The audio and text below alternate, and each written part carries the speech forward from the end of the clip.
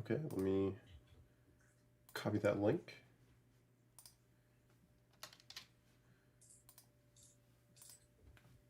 And let's see if it's working. Oh yeah, we've got 17 people already. Hello everyone, welcome to the stream. If you can hear me okay, please go ahead and type that in the chat, and also Ray, if you could say something, and we'll make sure your mic is getting picked up as well.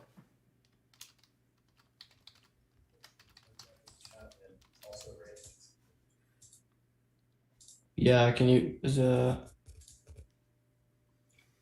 hear me? I can hear Or you. guys in the chat, if you could. Yeah.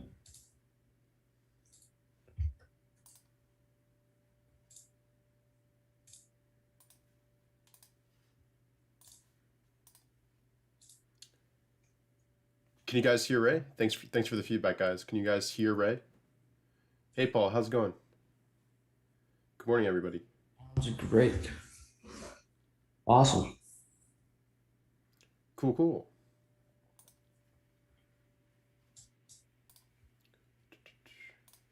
All right, Ray, do you want to go ahead and share the presentation, and we can put up the agenda while we wait for more people to come in? Mm-hmm.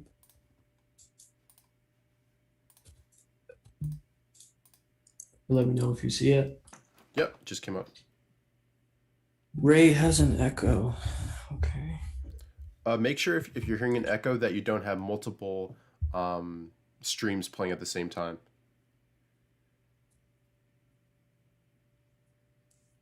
You gotta ease out on my emoji size. It looks so big.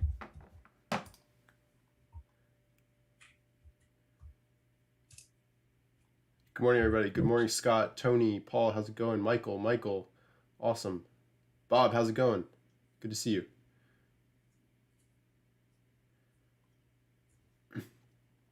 I think we'll just get going in just a few minutes. We're waiting for a few more people to trickle in. Hey, Justin, how's it going? If you're waiting, hit the like button, Richard, or what?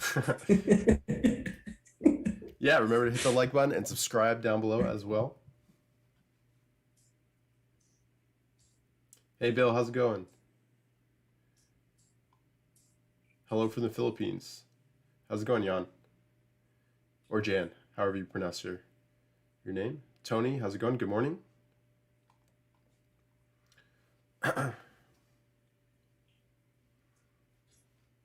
Ori, how's it going? Good morning. Hey, Bruce, how's it going? How's it going over in South Africa and India? Wow, we've got people from all over, right? Bruce Gibbs. Should be pretty late in India.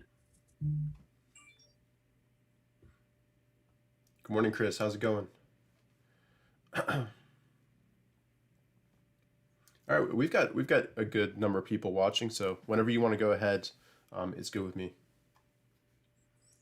Okay, so today's presentation, what we're going to be covering is market conditions, waiting on your pitch, how you navigate the current markets, which has been fairly choppy if you look at it.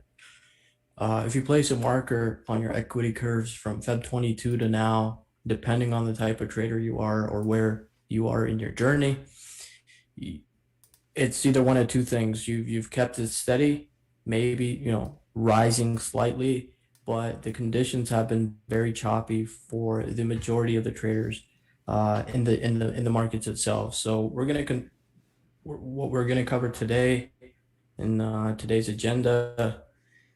First, we'll plug a little bit about our first course, TL University. We'll talk a little bit about that. We will talk about market indexes, what they're doing, what leading stocks are doing, what are the current leading groups, if there are any at the moment. How do you navigate the current markets through progressive exposure, manage risk? How do you take profits a little bit differently, given the evidence that you have in place, and how do you listen to the market's changing environment when conditions do get better?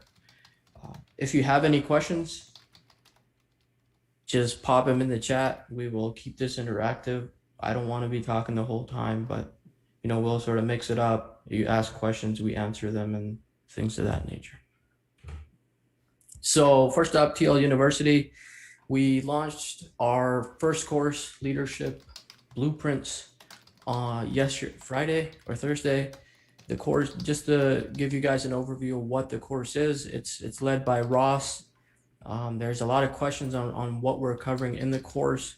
Basically, there's about 5 parts to it. The first part is you get access to the very basics. We build the foundation of the basics of price action, basics on how to interpret volume, what's constructive, non-constructive action. We sort of build that foundation so that we could cover the other 4 parts in the course. We will have more modules coming as we receive feedback. So this is not one of those courses where we will launch, dust our hands, and move on to the next one. We will continually improve what we have in terms of modules. If we receive feedback that, we should have more examples, more videos, if we feel that there's a new module that we could add to the course. So it's going to be, it's not, release it, dust our hands, move on to the next one. It will be improved. In it, it's a live course, so the concepts, if we see new examples that meet the concepts that we're talking about in the course, then we would update the course on maybe a bi-monthly basis. But the idea is going to be to really drill down these concepts into your head. If we have to do that in multiple different ways, multiple different modules, new quizzes, new videos, what have you, we will be actively improving it, adding to it. So it's a live product. It's not a dead product.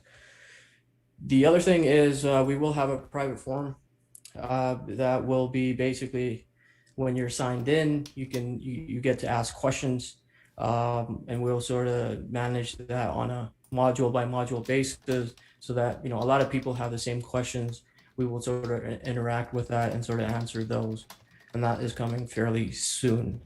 The last thing is we will have a live webinar for folks that are enrolled. There will be Q&A, so you'll get to interact with Ross, Richard, and me. We will try to do that 2 times a year as we get new students, but the idea is going to be, this is a live product. It's not like we release it and we're going to move on. Right. That's enough of a TL University plug. So we'll start with market indexes and what they're doing.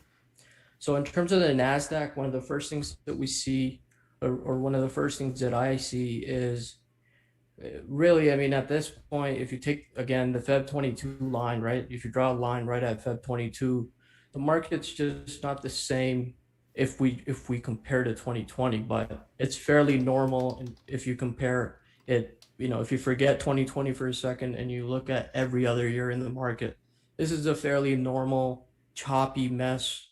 Traders will give away progress because they don't want to be patient. The mindset of the majority of traders is, if the market is open, I have to make money. That sort of mindset does not lead to any good. It just leads to a lot of bleed, especially in this sort of environment. So Feb 22, if we compare the progress of the NASDAQ, which is more relevant to growth trading, where basically the RS line is lagging. Whereas in this area, the RS line, the NASDAQ was leading, right? So the RS line's making new highs, RS line's making new highs, RS line's making new highs. So the environment has changed. You have to accept that fact and you have to adapt to it. Now, there are a few ways traders can adapt to the changing market environment.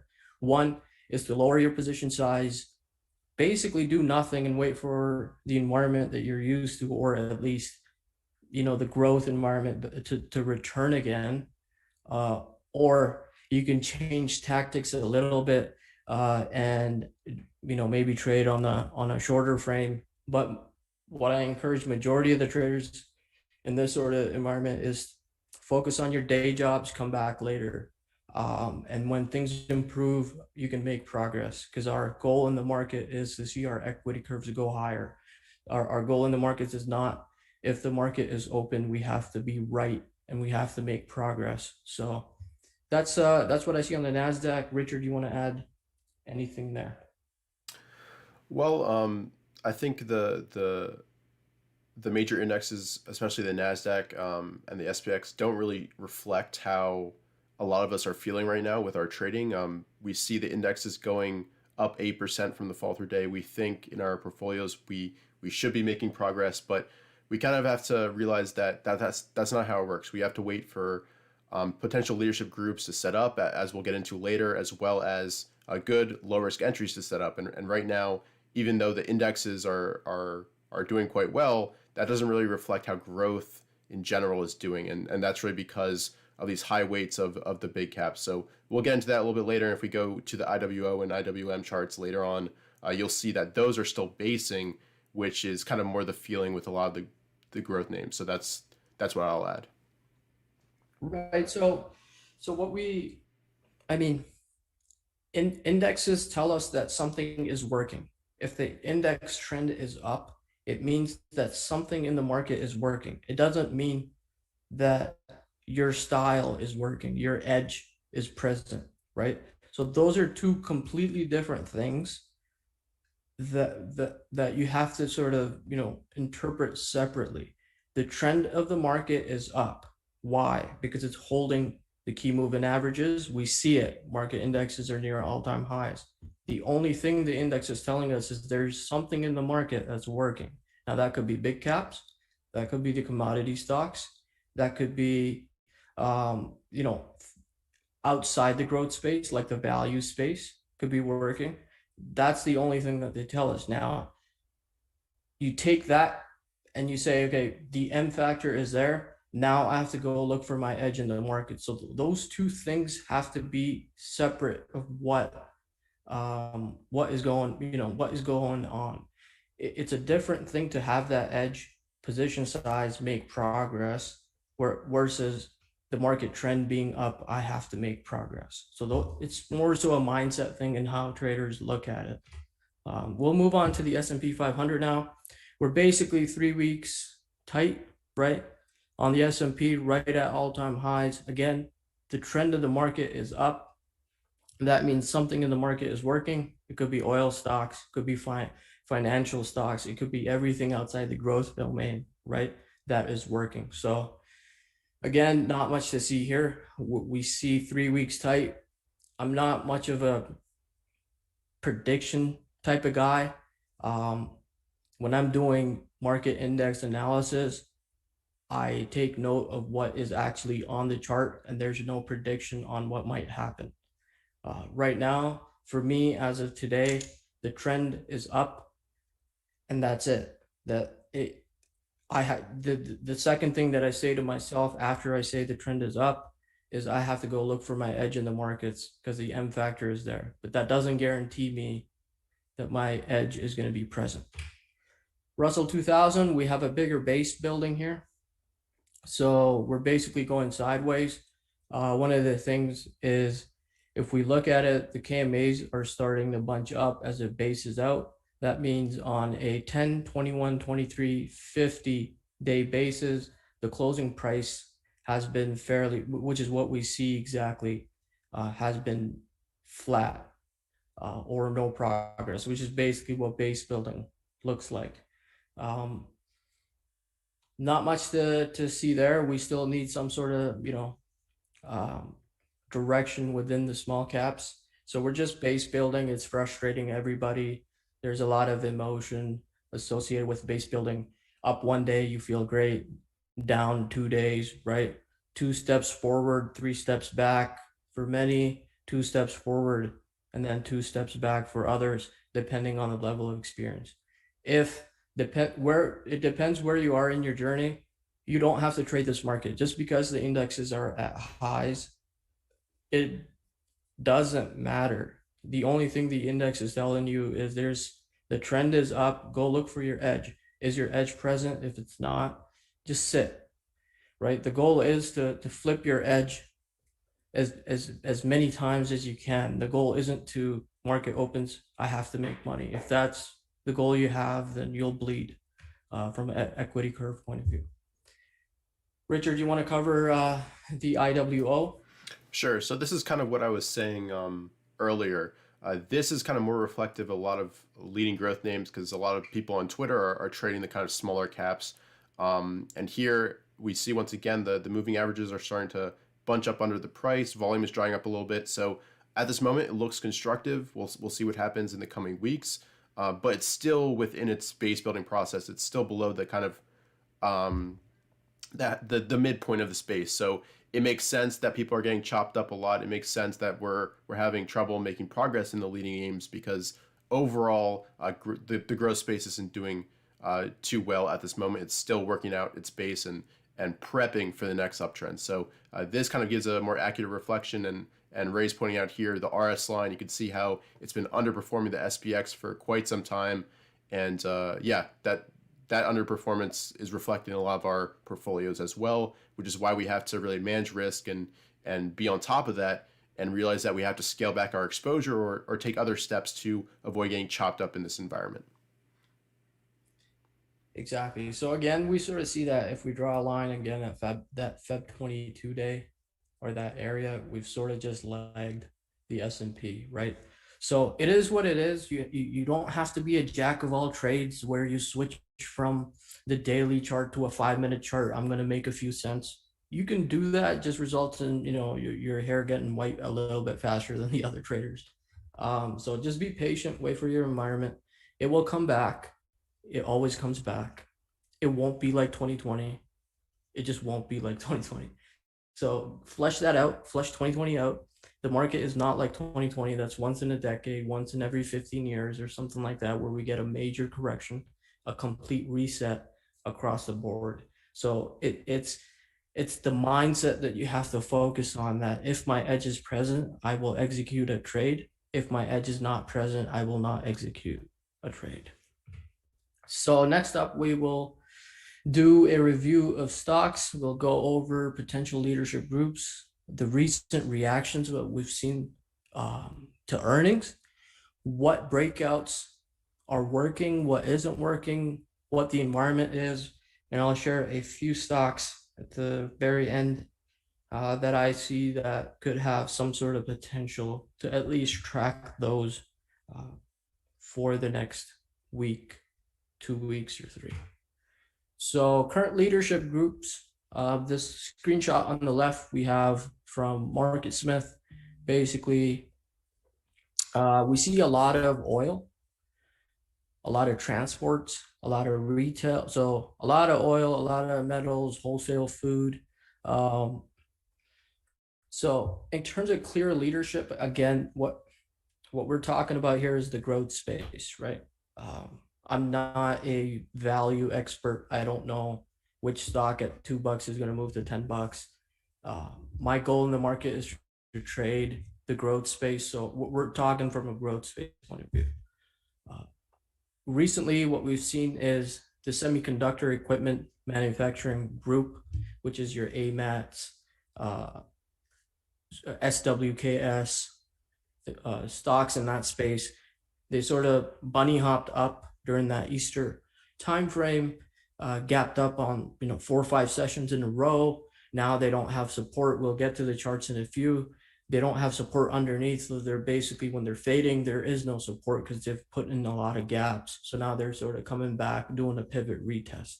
The second one is we've seen stocks like Google, Facebook, sort of go to new highs. We saw Amazon attempt its base pivot on Friday. That sort of faded back. So the big tech, which are heavily weighted in the S&P 500, are sort of holding the market up. Again, I'm talking from a growth point of view.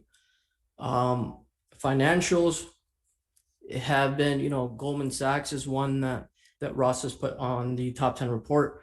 That one has been shaping up really well. But in terms of who is the clear leader, which group is clearly leading, right? There are 10 or 12 names in that particular industry group, sector, what have you.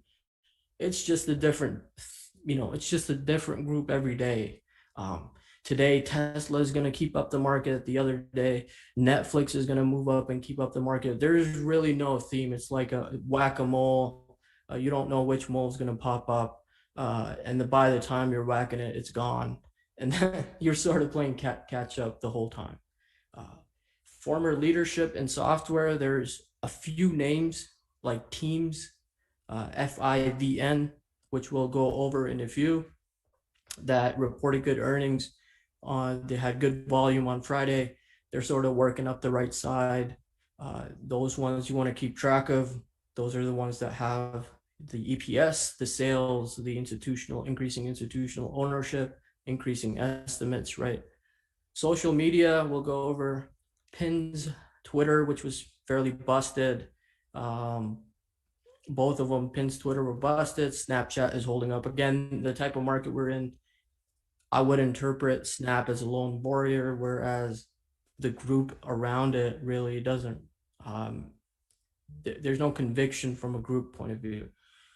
Solar, it's dead for now. There's nothing there. It's always good to review all the top 40 groups to see what's working right now. Oil is working, financial trades working.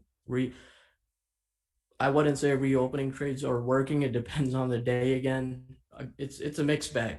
So there, I when the markets open at 9:30, I don't really know what's going to be going on. So it's really a shorter frame, active trading, day trading type of market where you get your 2 to 3 to 5%, or if you catch some crazy stock, maybe you get a 10%. You scale out of it and move on.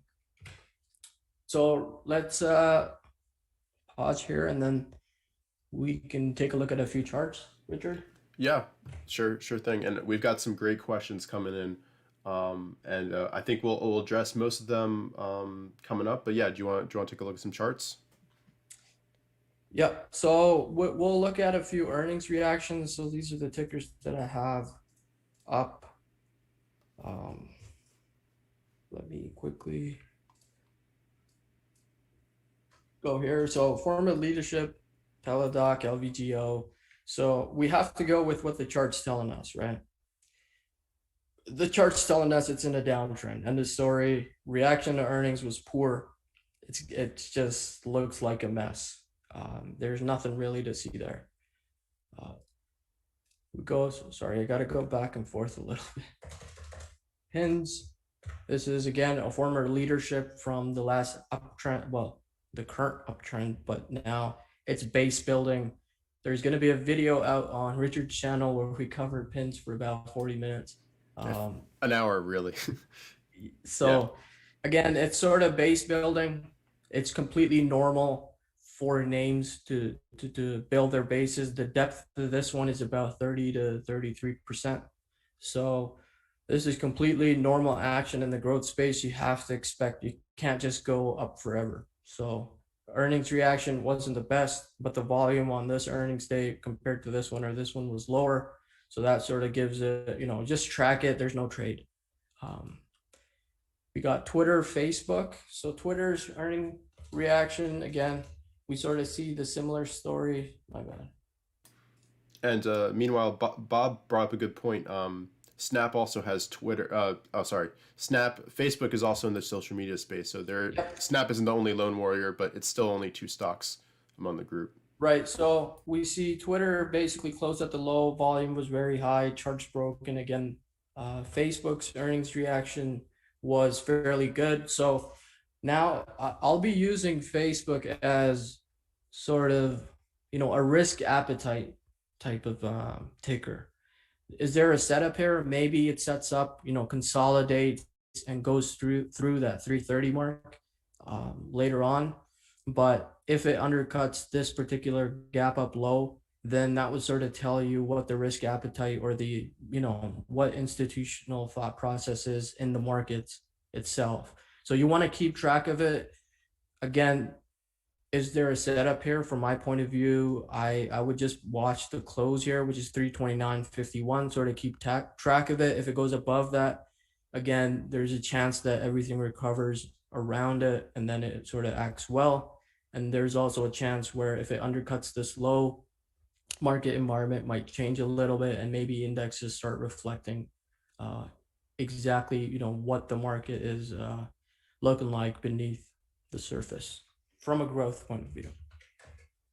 Snapchat earnings. So Snapchat, again, what we see at the moment is this is a base. It's just building a base. On a 10, 21, 23, 50, and 65 EMA basis, we've been going basically flat on a closing basis, on an average closing basis. So that tells you it's just base building. So you just keep track of it. Facebook and Snap are doing well. Twitter and Pins are not doing well. So we'll see what happens. Either, Twitter and Pins will pull their pants up and the group gets going all of a sudden, right? So just keep track of the group. It's basically a 50-50 split at the moment. All you could do is keep track of it. Ray, is there a way you Uh, can make the chart a little bit bigger? no, I don't do that. Can you zoom in on your browser? Is that better? Yeah, that's better, I think. Yeah, my screen's pretty big. So what else? So we covered TDoc, Pins, Twitter, Facebook. So Amazon attempted a base pivot on Friday. So we want to keep track of how, again, sort of attempted the very high here and it sort of faded in. The reaction at the moment, I would say, is it's fine. It's reflective of what the market condition is. A stock tried to break out and it got pushed back, which is what we're seeing across the board. Now, maybe it builds a consolidation area, waits for the KMAs to catch up, and really builds a solid, something like it did in this area, right?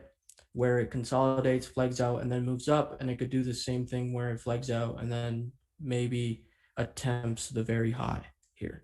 But this action, I would say, is completely normal with what we're seeing in the market. Breakouts basically are not working. The two other ones that I want to cover are in the software space, which is FIVN. FIVN reported earnings. The volume was above average. Again, this is a fairly big base, choppy, emotional. This name, if you always look to the left to see what the behavior of the stock is, right? And what we're seeing is it's doing something fairly normal. So it's just base building at the moment, 200 to 148. We'll see how this pans out, but that's a positive reaction to earnings. Would it be the first name that I buy? Probably not. And the last one from an earnings point of view is Team. Team reported earnings. Again, we see it building, it's just base building. There's a lot of emotion in here. Again, Team has a tendency to look like this. Not the first name that I will be trading, but I want to keep an eye on it to see does this reaction fade. If it fades, then that's key information that I want to keep track of in the markets. A shop is another good one to. So Somebody just mentioned shop. That's another good one to look at. yeah, well, let's take a look at Shop.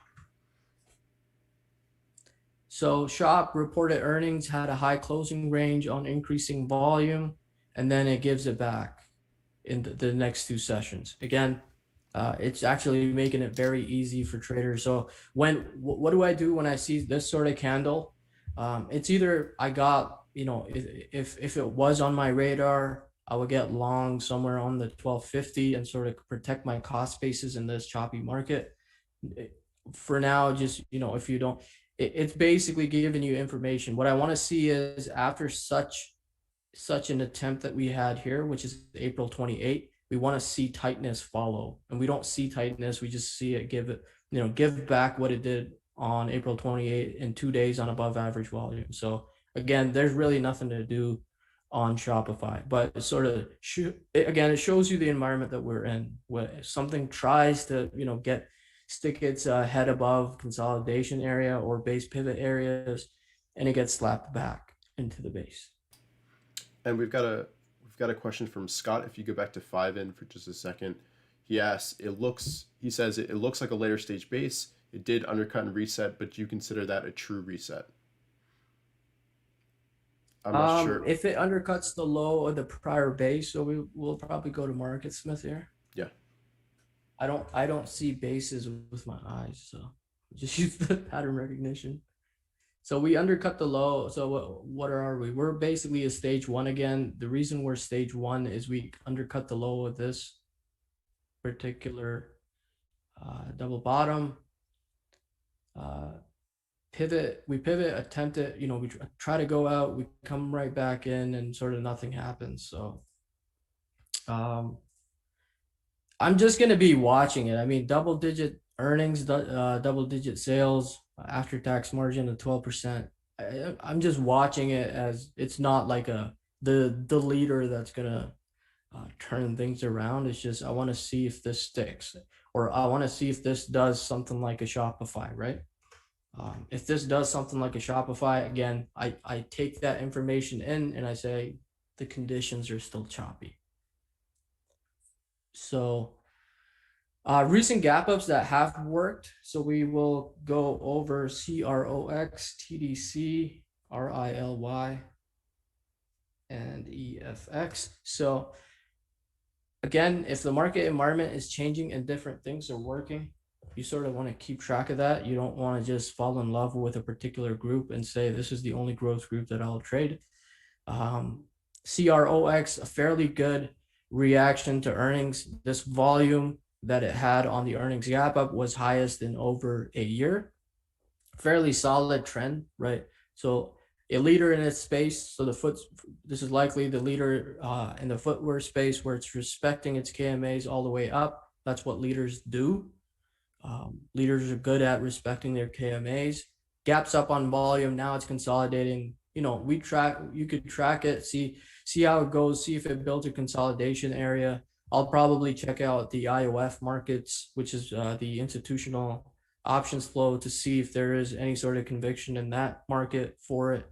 Check the block trade market, sort of start building my case to see if prox can be a trade that I take after this consolidates.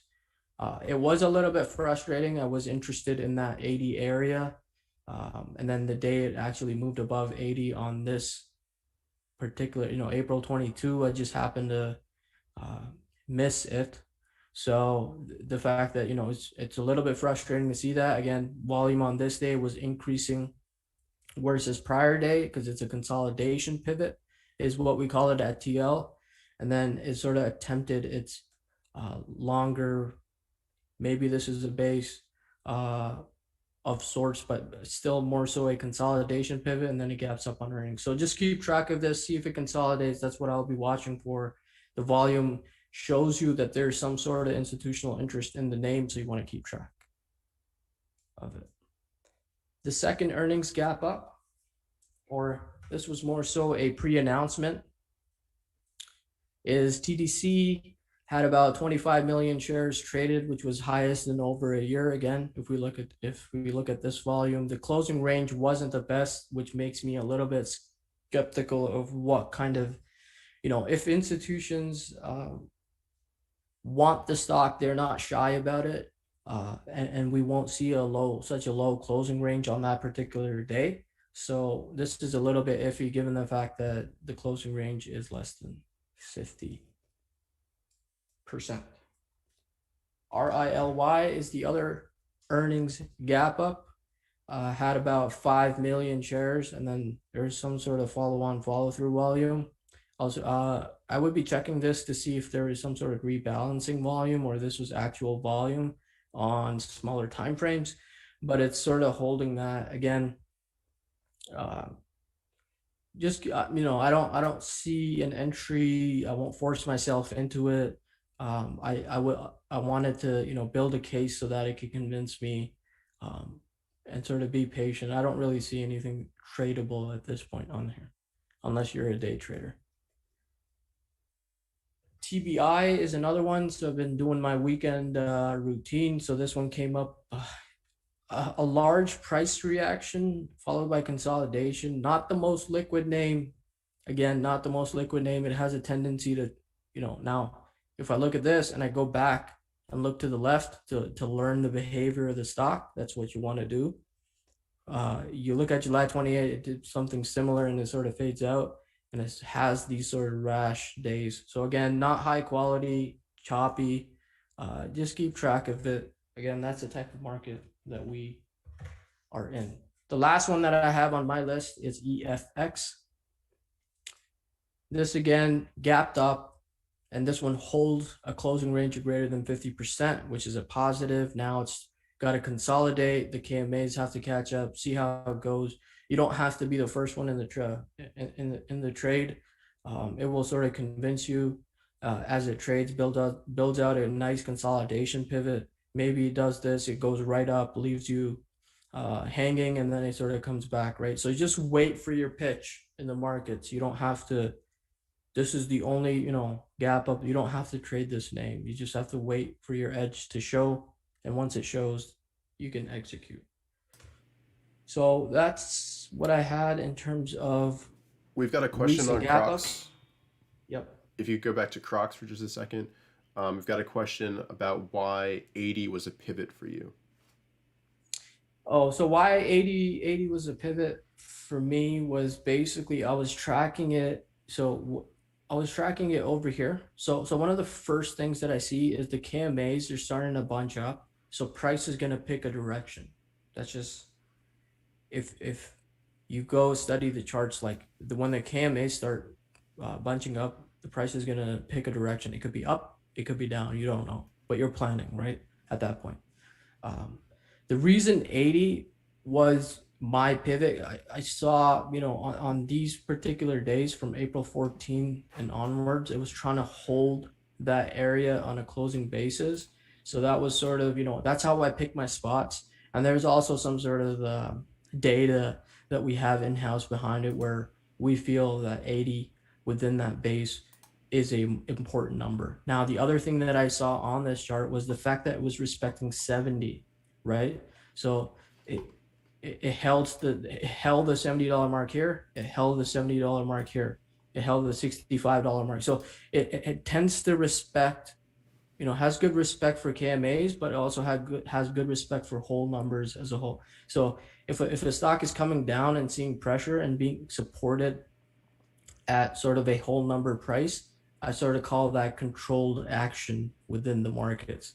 When I see something like that, when I see that 70 hold twice, that tells me that this action within this particular name is fairly controlled at while it's base building. So this 80 was really some data, some stocking in this area. I picked my spot. Unfortunately, I did not execute well on this particular name, but it's sort of good to see that, my edges, at least my edge is working on this. I'm not really down and crying about it, but uh, just stock. Well, I'm basically, I'm going to stock it again, see if it can give me a consolidation pivot, sort of move up and out of here.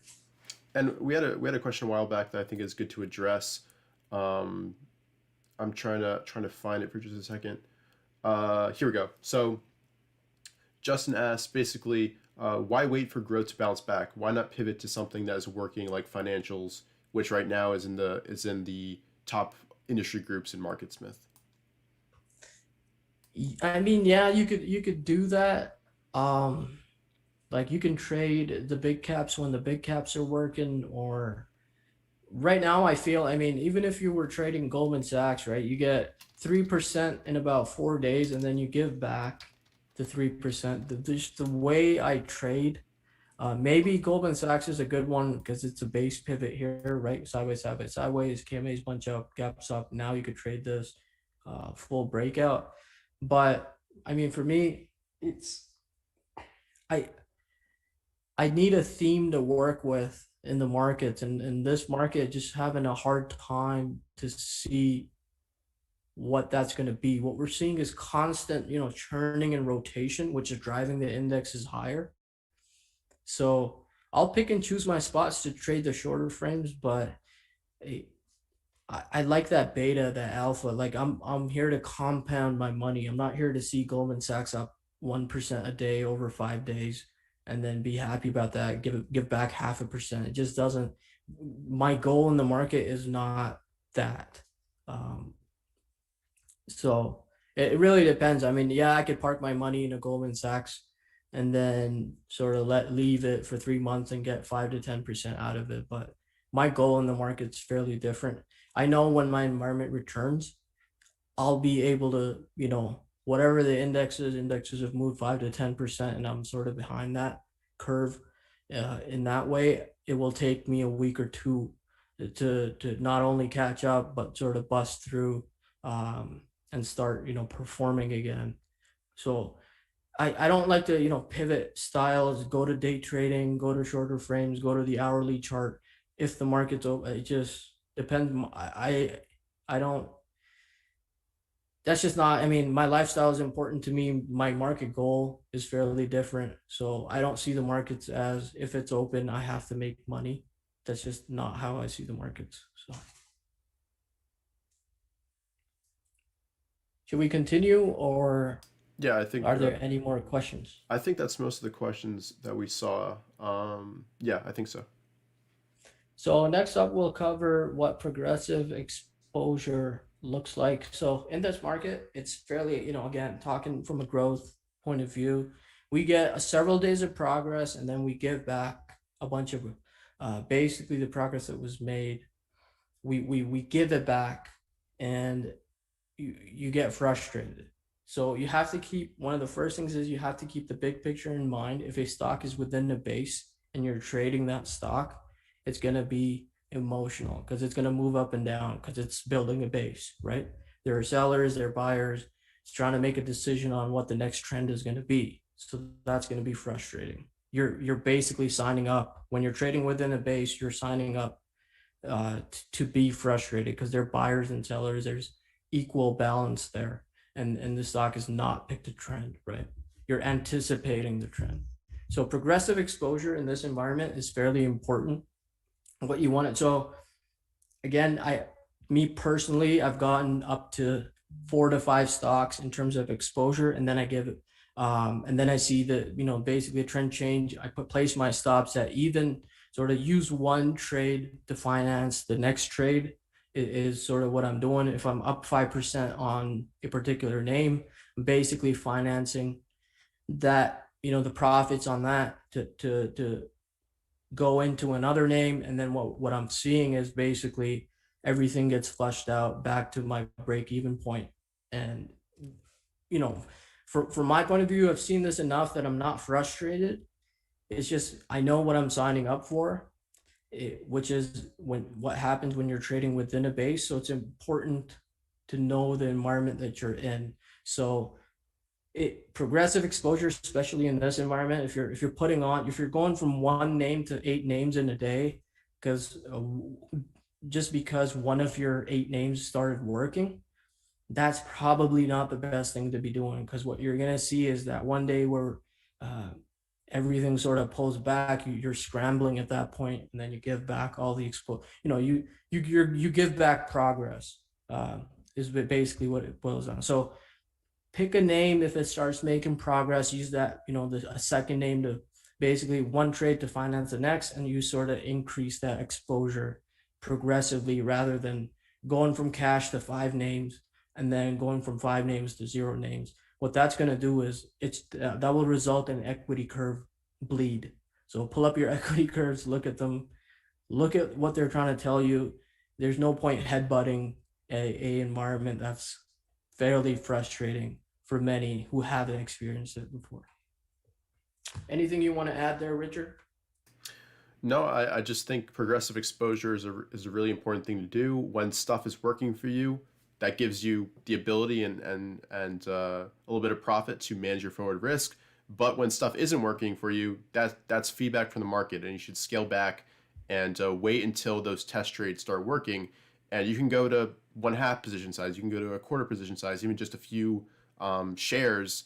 But you want to make sure that until the trend really changes and things really start working and your profits are building up on each other, that you don't get too extended too fast, because then you can really suffer from some really sharp reversals in the market and give it all back in more. So you want to be careful during the space building process. So any questions on progressive exposure? Maybe we should just take questions right now. So again, don't go. I'm gonna say this again, probably repetitive, but that's okay. Is don't go from cash to five positions. This is not a competition to to to be first in a trend and be the first to exit. That mentality leads you to nothing. Nobody cares if you're up. Nobody cares if you're down, right? It's only about you in the markets. So if you miss a part of the initial trend, that's perfectly fine. Just learn from it so that you could interpret the next trend better. So it's about improving. It's not a competition here, right? So even though social media may make it seem like you get into this sort of headspace where, I got to be the first one in a trend and then put on five names. I want to be in leadership stocks on day one. I want to be the perfect trader. That's just, you're going to cause yourself to, go in a loop and be in a mess. So don't do that. Yeah, we've got some good questions coming in. I think that's a great point. Earlier, someone asked, I forget who it was, but I'll summarize it. They basically asked, what if we completely, I don't know, go to cash and we miss the first batch of leaders? And you basically just answered that. It doesn't matter if you miss the first few. Wait until the trend is You strong. will you so Yeah, you will miss the first few. yeah. That's perfectly fine because you need that evidence to come in and tell you that the environment is changing, right? Hmm. 1 day, 2 days does not make a trend. It just does not, right? Especially when you're within a larger base. If we pick some stock like NET, stock moves from 70 to 85 in 4 days. It will consolidate. If it's a winner, it will consolidate. If it's a winner, it could just gap up on earnings next week and go right through that high of $90. Again, if it's a winner, it will consolidate. Your edge will show. Your risk. You could set your risk to an optimal level, and then it will take you on that journey, right? So you don't have to buy it at 70, even though you may feel that XYZ trader bought this at 70. How the heck is he doing it?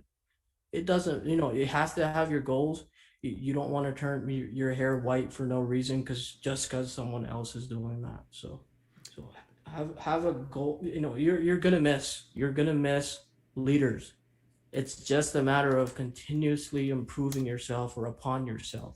It's all about you and not about anybody else. So And I think in a previous webinar, maybe the last one, you talked about this. Your first buys after the start of a new uptrend, they should be as classic CAN-SLIM as possible. They should be high quality names, liquid names, so you can kind of test the waters and see if the highest quality names are working. You shouldn't be going in right. and buying a performance enhancer right off the bat. You should be waiting for the quality names to have a bid and be supported, right? Yeah.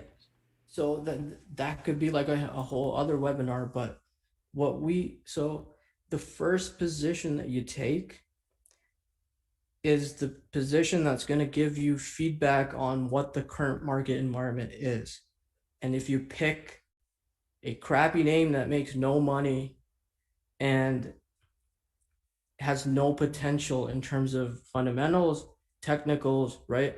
And it stops you out, your interpretation of the market will be complete opposite to what the market is actually doing.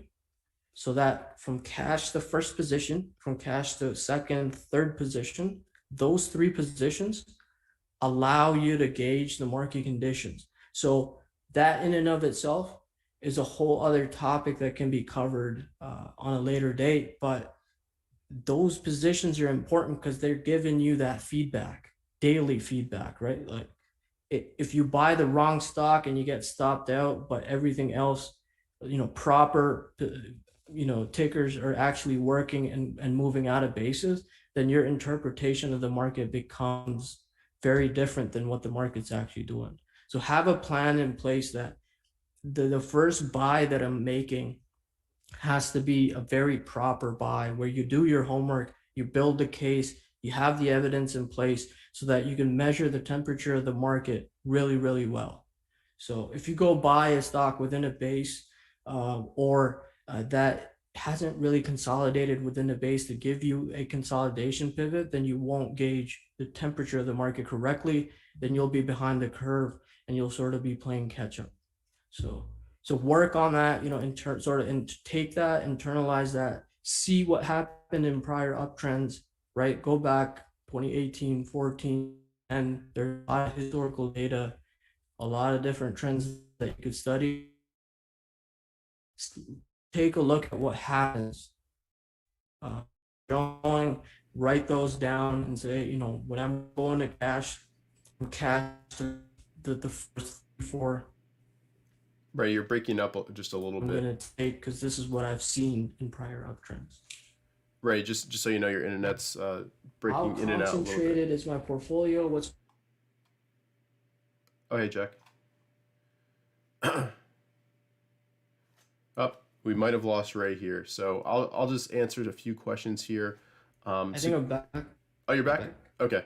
Do you want to share your Yeah. screen again? So yeah. Jack is asking, how do you concentrate my like? How do I concentrate my portfolio? What's my max position size? Right. Uh, Max position size for me, Jack, is 18%.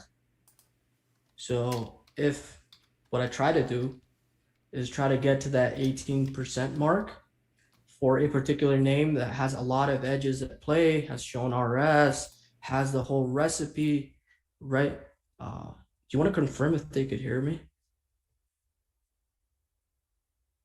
I can hear you, so I'm sure they're able to. Yeah. So max positions for me, 18% is what I try to go for. Yeah. So And we had some good are there questions. any other questions? I see. Yeah, we had a bunch of Yep. questions about progressive exposure. So first of all, Joseph asked a really good question. How much progress should be made until you add the next stock, as in a percentage gain in the first stock you buy? Right. So, like the way I look at it is, say for example you buy stock A and you place, depends, right?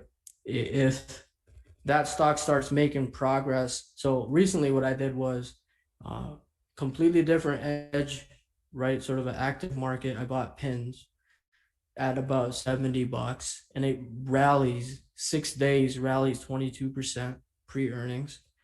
And then I sort of used the profit in my pins trade to finance two other trades, because I know the goal is to not lose money. The goal isn't to make money. You'll make money if you don't lose money. I don't know if that makes sense for you, but, um, sort of I once a particular position starts working, I use that, to finance the next one. Is there a, 5% I start looking, or at 6% I start looking? Thereabouts in that area. If I see a trade that's particularly working, then I could use it to finance another one. Yeah, then I'll go that 5-6% progress on a particular position. Okay, we had two questions related to how light you go while practicing progressive exposure. So first question It was, all for me, yeah. So from a position sizing point of view, for me, it depends on the number of edges that are at play on the chart. So if I have a list of edges that have made me money in the past, and if they all come together on a particular chart, that chart will get higher position size.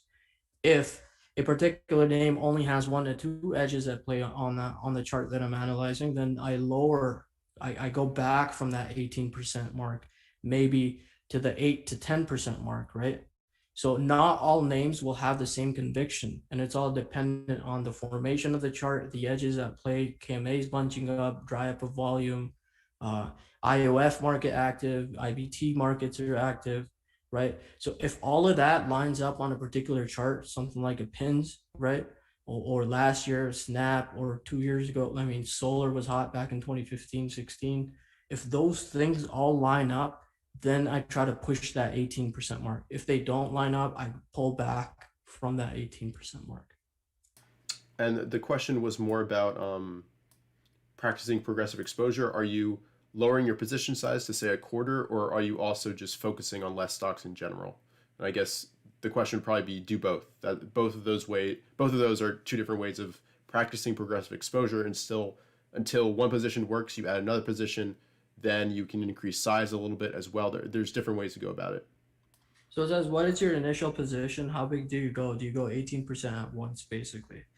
It depends. If it's a base pivot, right? Um, so Ricky, if it's a base pivot versus a consolidation pivot, like consolidation pivots are within the base. If you watch the last two webinars that we did, we cover that in depth. Basically, if it's a consolidation pivot, you'll have multiple consolidation pivots as it works towards a base pivot. So if it's a base pivot, right, then you can, and the volume is there and you've done your homework and you see the evidence on the chart, then I'll go single buy 18%. But if it's a consolidation pivot, which is multiple pivots within a to get to that base pivot, then you could sort of scale in. Maybe you buy 7% and then you scale it up to 12% and you sort of average that up to the base pivot. So the idea is if you can get to 18% at the base pivot, that's sort of the thing you want to go for. I hear a lot about edge. Is there any book or article that talk about the edge? So edges in the market are basically characteristics on the charts that have worked on winning stocks before. So when I say the word edge, what I'm basically referring to is these are the winning characteristics that stocks from the market. I've gone back. I've studied about 7, 8, 9, 10 different trends, and I collected evidence on these are what winning stocks do before they break out or as they're forming bases, right? So that's how you make a list of edges, basically. It's not a particular.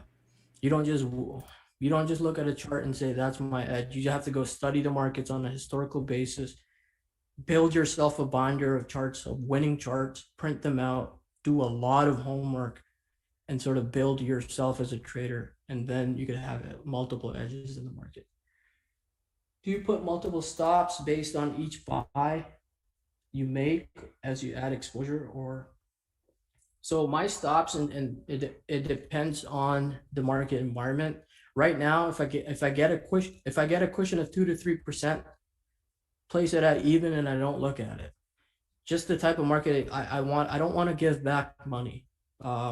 I know that when the environment returns, whenever that is, as long as I don't lose money in this environment, my equity curve will start rising again as soon as that environment returns. So those first few trades that turn from 2 to 3% to 10 to 15% will tell me the environment's changed while I place my stops.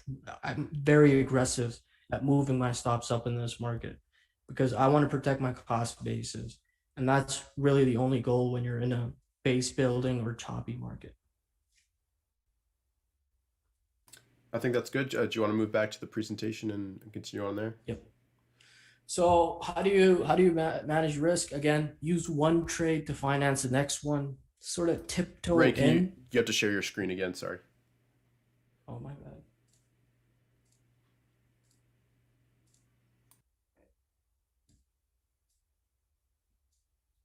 Sorry guys, I'll get better internet. um, so choppy markets again. I don't know if you can see my screen now. You should be able to. Um, Choppy markets. You want to take one trade to finance your next trade. Tiptoe in to the markets. If you miss the first 2 leaders, that's okay. There's no there's no trophies being given or gold medals that damn, you caught the first 4 names. There's no such thing. It's okay if you miss them. You could chart them, learn from them, right? There's a lot of things when you miss an initial trend that you could do to learn from that. So tiptoe in, finance your trades using one trade finances the first trade that you take, or the second trade, or the third. The first 3 or 4 are very important to how you're going to gauge market conditions. The other thing is trade smaller.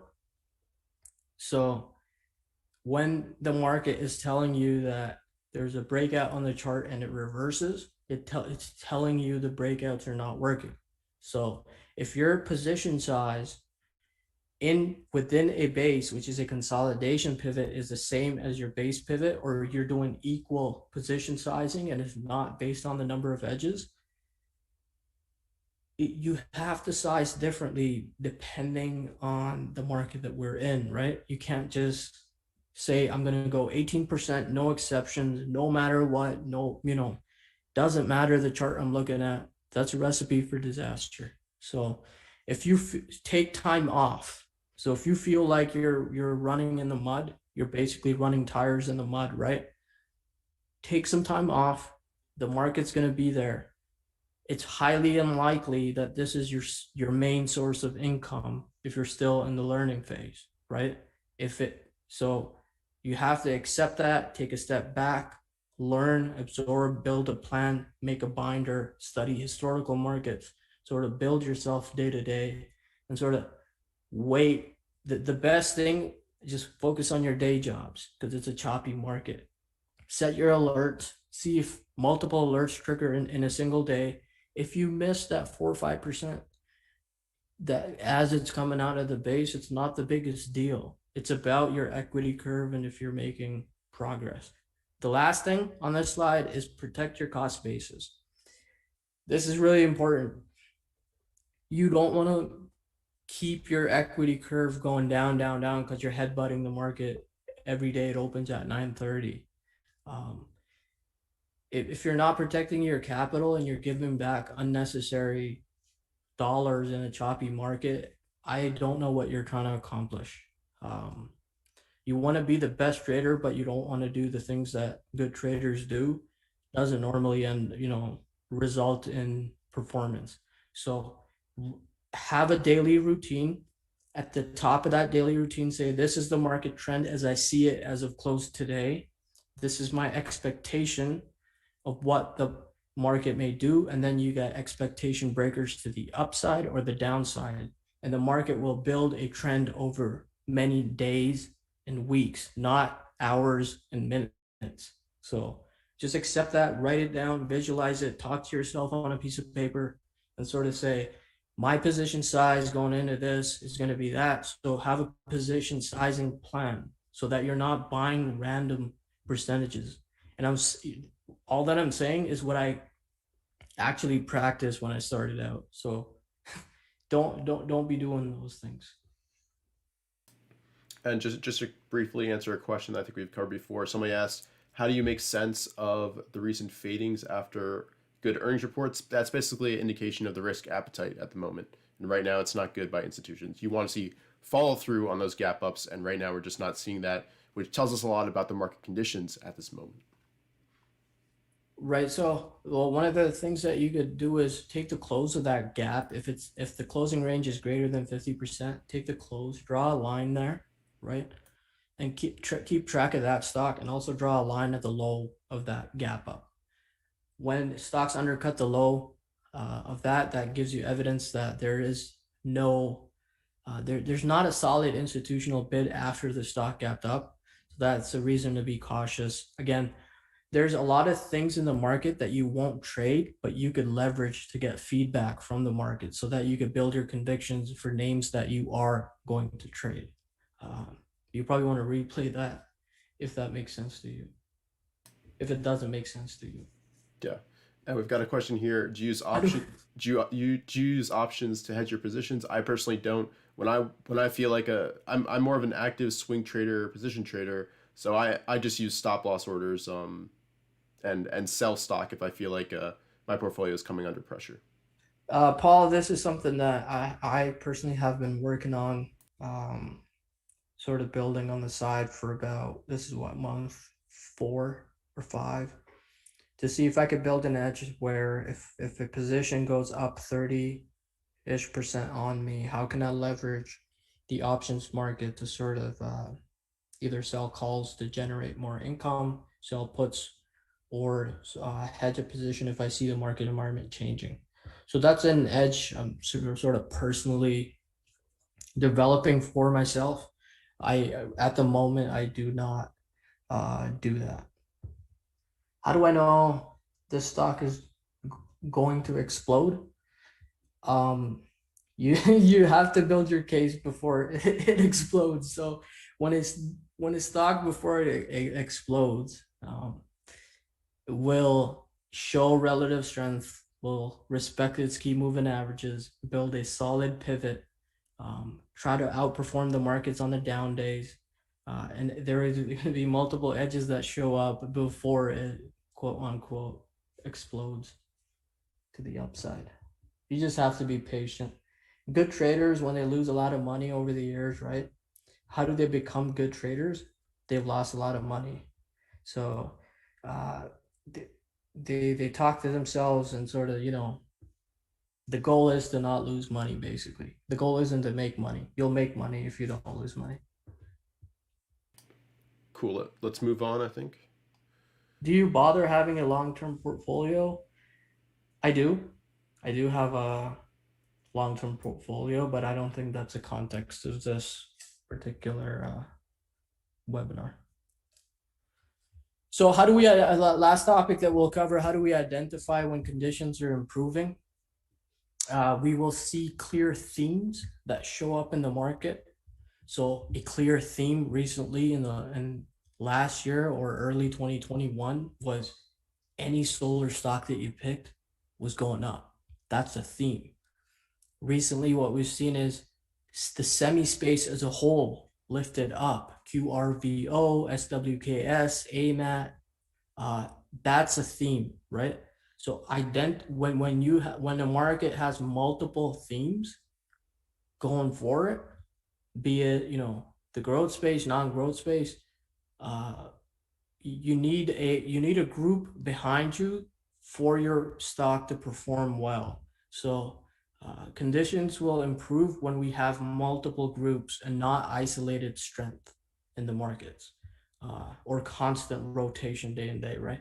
So again, my goal in the market is to be in a trending stock for multiple days, weeks, and if possible, months. So if I see a group shaping up, and I'll focus in on that group, try to get one or two stocks within that group.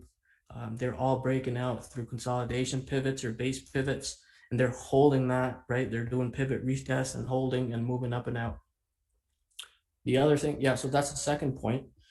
Um, as you finance and use progressive exposure, you take one stock and starts working, and then you finance it with the next stock and then the third stock. Your exposure will naturally increase as your edges show up on the charts and things start working, and your exposure will naturally decrease as you protect your cost basis.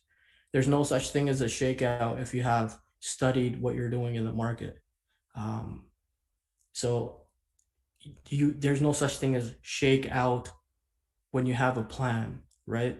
Um, when trends happen, the same characteristics show up again, and nobody, like, if you have a solid system behind you, there's no such thing as shakeout. So stocks start, yeah. So last point on there is stocks start trending for weeks instead of a few days. So we'll see. You'll have 4 names in a particular group going up, and then 4 names or 5 names or 8 names in another group going up.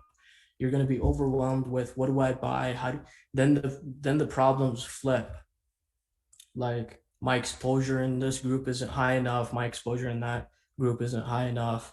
Am I in the leadership stocks? Do I need to play a little bit of catch up? So when you feel that, that's when conditions are improving, and I don't think any of you are feeling that at the moment. So how do you manage? So how do you monitor for emerging themes? How do we monitor that? We basically, what I do on the weekends is I go through the S&P 500, all components. I go through the NASDAQ 100, all components. I go through the Russell Growth, all components. I take all that information in, which is over 600 to 700 charts. I have scans that tell me, maybe, home retailers like RH, SWM, or whatever are shaping up as a whole. That's how I find a theme. So how do you find a theme? You do your homework. Themes just don't show up if you don't, scan, have a routine that you do on a weekend basis to sort of paint that picture for you.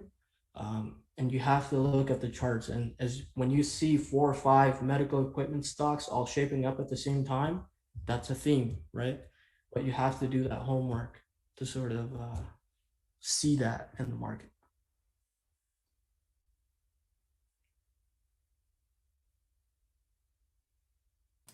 Cool. Is that the end of the presentation? Should we go through some charts now?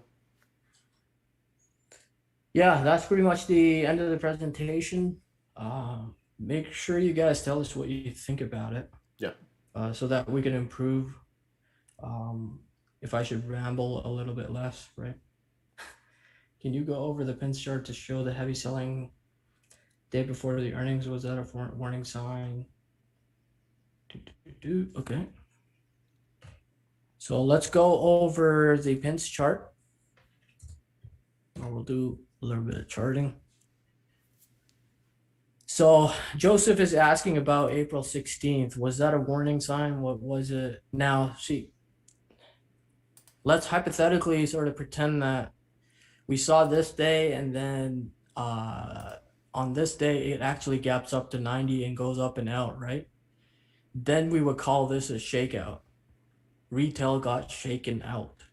There's no such thing as a shakeout. This is just saying the evidence that's on this chart is that the chart is base building, and you have to expect this sort of action within a base, right? Because it's an emotion. These are buyers coming in, even though a little bit on lighter volume, then sellers come in.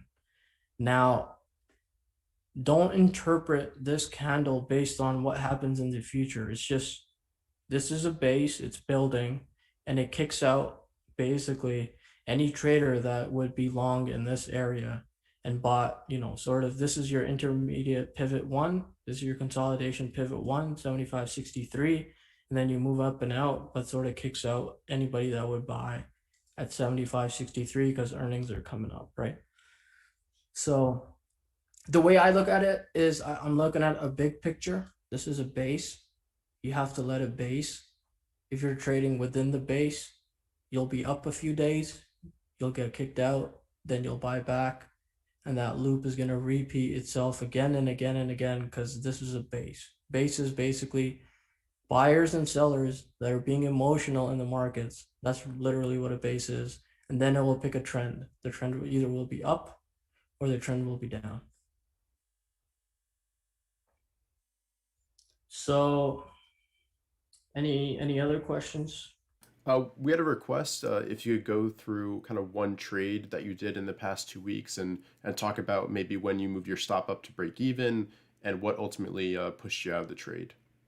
Yeah, so I'll take let's just take pins for example as one of them, and we'll do a few if you guys want. I sort of entered in this area using a completely different edge, right? There's no edge on the charts at this moment. So I bought, I was seeing a little bit of RS in this area, and I sort of picked 70 as the number. And then it just so happens the next day it starts working well and allows me to sort of finance a few other trades. I get kicked out on this day like everybody else, right? I'm not, actually, I got kicked out on this day because I saw the low on this day was 75.31. So I said, okay, I'll watch 75, and if it holds, maybe it puts in an inside in and then tries to work up and out. But that at that point, the plan was as soon as it cuts 75, cut it. So I cut it on April 19. Um, Another trade, I really haven't done many trades to be honest. Not scale. What the hell? So another trade that I did was TDC. Again, I sort of picked that 50 spot. It was fairly low position size. There were not many edges at play here. It sort of worked for a few days and then comes right back and kicks me out. This is a active traders market. What I want to say is don't follow anyone. Just learn from them and do this on your own. So this is not a market. There's never a good market to follow anyone. So I did this one. I mean, it worked for a few days and it sort of kicks you out again, right? Place my stop loss at cost plus 1%. Forget it, right? And it just kicked me out one of these days. I don't even know which day, to be honest. So I haven't really done many trades uh, recently. I've just been sitting. I mean, if I buy something, I'm selling it into close. I'm not really recent one that I did was Snap. Again, this is, as it's base building, it's sort of holding that $60 mark. It's showing RS versus that $60 mark, even though the group is pretty bad at the moment. It's sort of, again, I expect that it's going to frustrate me. I expect that it's going to stop me out. I expect all of that because we're within that bigger base. So I traded this a few, 60 sell into 64.25, which was plus 6%. Now my stops are at even and it's going to kick me out when it wants to kick me out.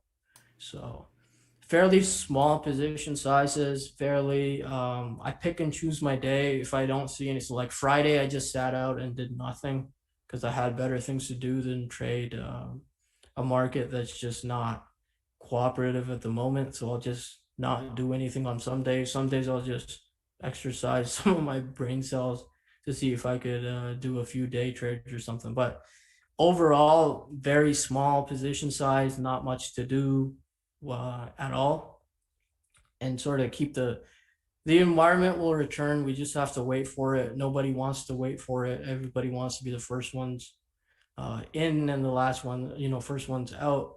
That's not what the market is about. You just have to be patient. And we've got a question here from Bill. How do you define a stock has relative strength for a single day? There's a couple ways. You can just look at the RS line. If that was increasing on a day, that's an RS day. But you can also look at the closing range compared to the closing range on the major indexes, the NASDAQ, the S&P. If the closing range is 80%, while the NASDAQ is at 20%, that's clear RS. If a stock is green on a red day, that's also a sign of RS. We've got a whole blog, RS blog on Traderline, and I'll find that link and post in the chat in just a second. But there's a bunch of different criteria that you can look for on a day-to-day basis. But the easiest is just, is the RS line increasing on that day? There's some other questions here, Ray. Could you show an example of a trade that went against you right away and you were immediately stopped out? Um, yeah, let me take a quick peek at my trade log to see if I can find one. Here's a good one. ASO. So this particular stock has a tendency to, it's sort of still trying to find its way in the market. It's sort of a fairly young stock, right? Just IPO back in October. It's sort of choppy, choppy, choppy. Uh, when it moves up, it sort of holds, and now it's basing again. So I picked a spot. It was respecting the 30. If you look at, from April 15, sort of respect 30, respect 30, respect 30. It has good EPS and sales. Um, and basically, I took a trade at 30.50 and I sold about 30.80 on Thursday. And then I'm keeping my exposure low. Again, this is not a loss. I just took 30 cents on a trade and then it sort of happens to break that 30 mark, which would have stopped me out. So like a 50-cent risk. I mean, the market we're in, it's just how it's going at the moment. Um, Another trade that I guess would wait somewhat went against me. Again, I'm big on protecting my cost basis. If I build a cushion 2 to 3% in this market, I'm moving my stops up. I don't care if it shakes me out and then it goes to 100. If I don't lose money, I'll make money eventually. So this particular name, we had it as a what we call a swing trade plan of sort. To It got really tight in this area, sort of rallied up to 83. If you're long from 75, you're feeling pretty good on this day. And again, this is market feedback. The very next day, it gaps down right near the 80 mark and then closes down. That's just the type of market we're in. If the market condition was good, it would base above that 80, which was my expectation coming into that next session, and it breaks my expectations on April 14. That's it. That's all I need for a feedback. It breaks my expectations. Take whatever profit I have, take half here, and then it eventually took the other half at even, and you sort of dust that trade. That's it. The trade's done. Now wait for it to set up again. I did again, fairly active traders market. Don't follow anybody in this market or any market, but it moved up above 75 late in the session on Thursday. It bought some stocks, sold into 77, and now it's back below 75. So we'll see how this pans out. Again, protect your cost basis. If you build a cushion 1 to 2%, especially, so there's going to be a time where you build a cushion of 1 to 2 to 3%. It takes you out and then it rallies up, and you'll say, "Oh, Ray, the rules aren't working." But the rules are working because that's feedback that the market's actually changing, the environment's changing. So you'll miss a few initially, but use that as feedback to sort of build conviction for the next trade. Um, Another one, I'm looking at my trade log, was Dash. This was on Ross's top 10 report. Again, we sort of liked how, it move again, what? Move up on big volume, retrace down on lower volume, move up on big volume, and then it sort of pushes everybody out. But um, so we were, Ross really liked this one in this area, mostly because the KMAs are now starting to bunch up. But that news on Thursday, Friday, whatever that was, sort of killed the trade fairly quickly, right? You get stopped out flat. Again, protect your cost bases in this market, because if you don't, you'll get caught in these 2 days. Now, maybe on Monday it rallies up and makes you feel bad about it. Again, all those are emotions that happen on a per ticker basis. But this was another one. I mean, it was respecting 150s. It was respecting 155s. I sort of pushed up and out, took 2 to 3%, moved on to the next one. And we've got a question. In this type of environment, choppier environment, are you waiting for the end of day to honor your stop, or No, okay? I if it comes back, it comes back. That's it. I don't. We have to work with the evidence that we have. We have to interpret for what it is and not what we think it is. Right? There's no scheme in the market that's out to get you.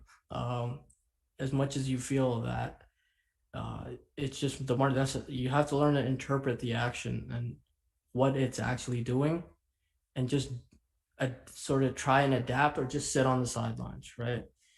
This is a pretty interesting one. I think I could have again traded this a little bit better. We're in a bigger base. It's going to have up days. It's going to have down days. It's going to fade, right? But the good thing about net, we have earnings on this next week, so I'll be watching how earnings pan out. Maybe it goes through this 95 pivot, right, and it starts holding that pivot. I may use that as information that the conditions might be changing now in the markets, right? But what I like about this particular higher lows, 60, 64, 68, and 70. So it's putting in higher lows as it works within a base. And then it seems to have, if we count the up days within from this day and on, right? We're starting just recently to see that the up days are on bigger volume than the down days. So that sort of the case is building as we're base building. So if it's a winner, it's going to consolidate, start respecting KMAs, start respecting, I would say, the 85 mark, which is a whole number. And it will show RS versus the 85, and it will build a recipe where it will invite you in and go on a trend, right? So this is one that's building up really well on its recent action. Do you have to buy it at 70? No, you don't.